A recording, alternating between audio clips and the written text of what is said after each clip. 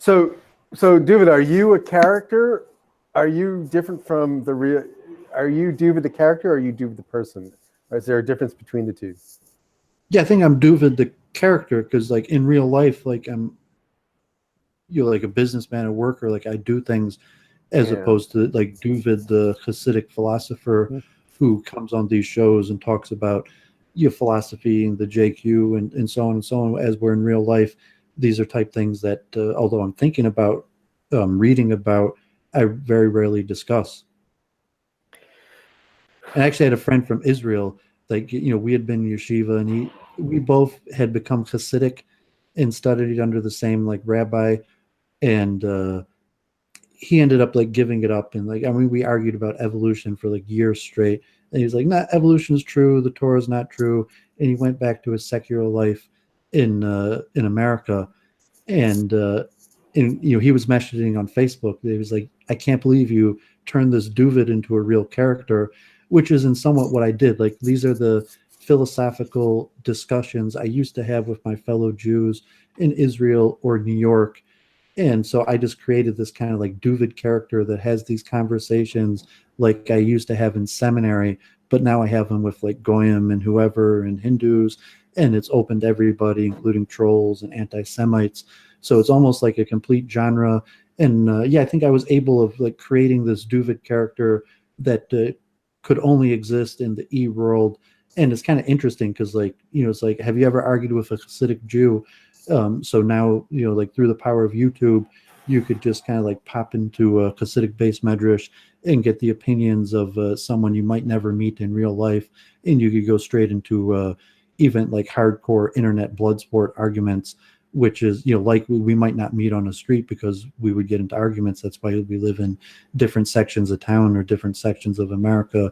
So to that, I appreciate the value of the blood sports, and you'll think that there is some benefit coming to a common understanding to publicizing these clashes that, in society we largely learn to get rid of clashes or just stay away from people we have conflict. But, saying like, like what would happen if that person told you how they really felt? And so like Jen or something like, like, when's the last time you had someone attack you like that in Brundle? Hopefully like never.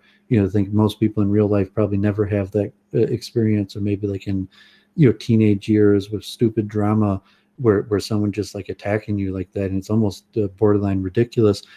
Think if in real life someone did that, and then think of the dissonance that you might have because we've chosen to live in these protective places where in real life things like that don't happen, and the strengthening that we could give to ourselves and others by bringing these conflict to life and letting an audience participate and comment on it. Yeah, I totally love it so much. I love debating so much. I'm just imagining, like, if we didn't have the internet, could you just imagine me walking up to a Jewish temple and demanding to debate the rabbi? Like, that would never happen in real life. There just wouldn't be a mechanism. Yeah, but there's so many reasons. I mean, it'd be separation of gender. It might even be a language difference. The rabbi might not even speak the same language, or it'd just be like a lose-lose situation for the rabbi or whatever. That why would he do it? Unless there might be certain rabbis that would do it. Like, you were famous, and there's going to be like an auditorium, people are going to pay. And it might be in the future. These things might happen in real life. That through creating something that doesn't happen in real life on the internet, that we, garnering viewers, we have, even without like, serious conflict or drama, we still got 15 viewers. That's a student club. Saying like most of my student clubs in university, we didn't get 15 people to show up.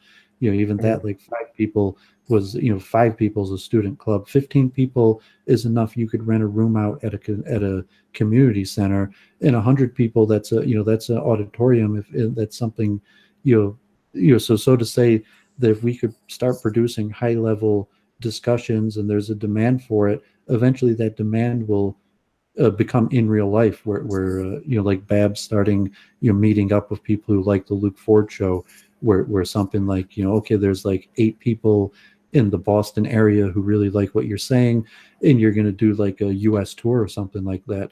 And so I could see potential and purpose in this, and also the trolling that you have to realize it's a sign that there's a point. Yes, there is opposition in your real life. That opposition may not be face to face to you, but the power of the internet lets that come to you instantly.